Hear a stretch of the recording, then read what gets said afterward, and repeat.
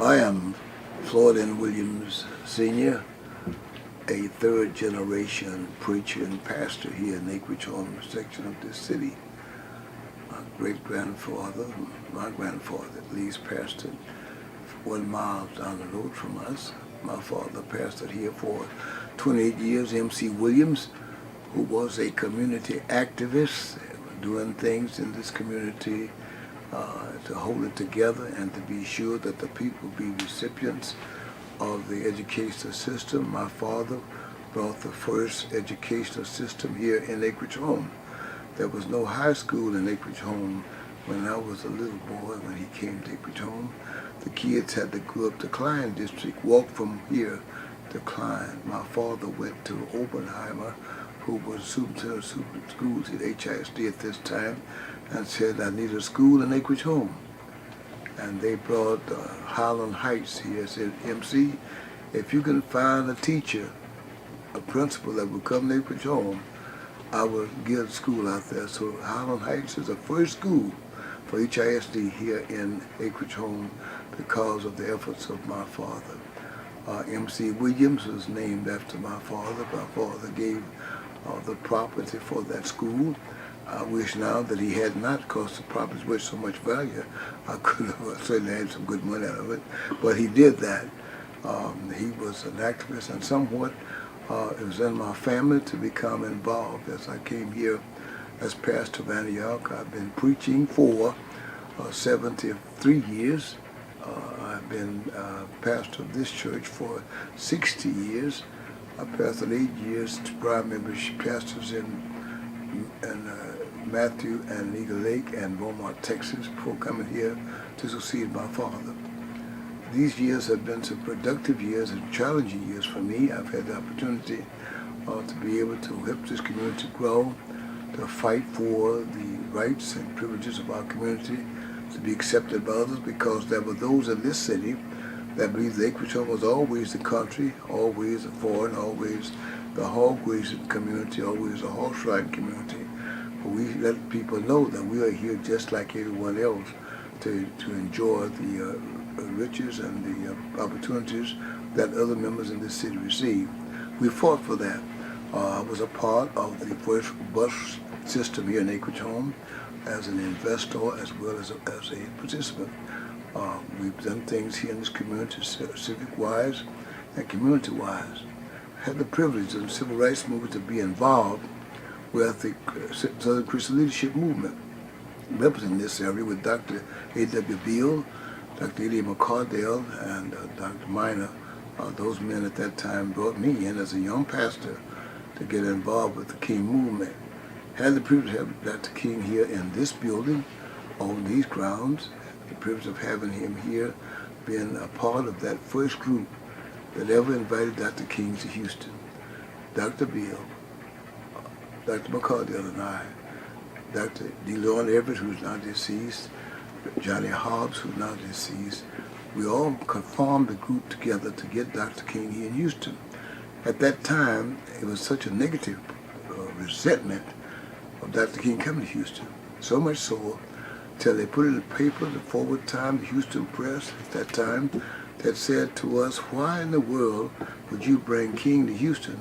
We're doing fine here in Houston. Everything is fine. We could not get him here because we had, at that time, Trusted Christian Organization remained that an organization that made Dr. King, not an individual church. We formed a group and called ourselves the Ministers for a Progressive Movement, and they accepted our invitation. He came here. The challenge was that we could not get 500 people to say they would be at the City Auditorium at that time. At that time, Councilman Judson Robinson was our representative and a friend also of the movement. A judge had asked that we have the auditorium for that assembly. The rodeo at that time was had down at the Coliseum. Well, the city council moved the guest judge and moved the King movement to the Coliseum. They had just got through the rodeo. We had to endure the smell of the horses and all that kind of thing, rodeo and Coliseum, and brought Dr. King there. The tragedy was we couldn't get enough people to say they was coming. Judson called Harry Belafonte and asked would he come here and do a concert before Dr. King spoke. He agreed. Even then, I think we got maybe 400 or 500 people there. And then we put Dr. King up to speak. And we put him to speak. You don't know, a stink bomb was thrown in that building. We got Dr. King out of there, carried him to Dr. Buell's home, under guard, watched him. Dr. Everett and I walking the floor. I'm upset. I'm mad with the Houston system. I'm mad with the system because they did this to Dr. King. Leon Everett walking the floor. At that time, Leon had a Texas jackknife this long. He was picking his teeth and chewing and going on and fumbling and cussing, and I was walking and cussing. And so Dr. King would sit down in the chair. He said, FN, you and D. Laura sit down and quiet down. So I turned and said, why is that? He said, you don't understand. You have to knock a drowning man out before you can rescue him. And we didn't knock him out. So that's all that happened. Well, we go join you the next morning. She said, no, Floyd, you ain't coming to me. You get us all killed. I see that pistol in your pocket. Everett, you ain't coming, you got that knife. Y'all stay and raise money. But we had the privilege of going to 4 Towers in Miami, Florida, just before he went to Memphis where he was assassinated. And Dr. King said to us that night, brothers, contend for integration. Do not settle for anything else. He handed me the speech that he delivered that night and was going to deliver in Memphis. I have a copy of that speech. And I cherish that speech because the man was eloquent. The man lifted us that night from everywhere. Watched him walk out of New York. All the guys were here, all the members of his cabinet. We had a good night that night with him. And Dr. King went on to die. The only thing that I had Ralph happen that year was this church and the Baptist minister, I used to minister against, I'm sorry, challenge the word, was the Baptist Pastors Fellowship. And this church was the first church to have an annual Martin Luther King Day in the United States of America. While Congress was trying to decide what day they're going to have the celebration, we decided to go and have it. I was coming back from Washington. Excuse me. I said, I don't need them to tell us when to have it. That's our man. So we started this church.